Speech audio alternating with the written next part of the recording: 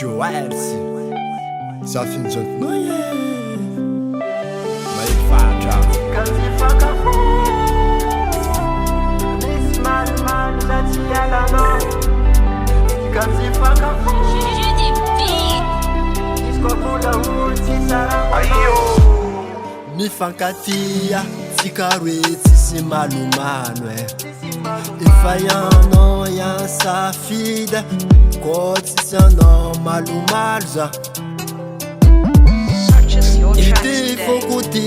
atolo-poana izy aby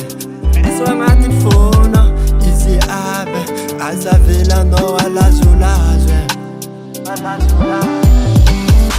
aminao za mitolotolo ka baka sy vala tsika hoe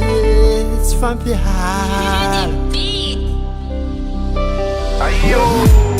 tsika tsy fankafo misy malomalo za tsy alanao tsika tsy fankafo izy koa volagn'olo tsy sarako anao tsika tsy fankafo misy malomalo za tsy alanao tsika tsy fankafo izy koa volagn'olo tsy sarako anao aleva onogny vava tsy tia tsika roe miaraka ko manao zavatra mila mandinika tsara toy zay manao anao foana tsy tia andro mahita fiaragna tsika roe milamy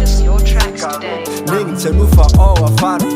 dinidinio tsara vavaboaka toy zay manao anao foana aza aveky manapaka décision tsy tonga lafitra aminao za mitolotolo ka baka sy vala tsika hoe tsy fampihala tsika tsy fankafo misy malomalo za tsy alanao tsika tsy fankafo izy koa volagn'olo tsy sarako anao tsika tsy fankafo misy malomalo za tsy alanao tsika tsy fankafo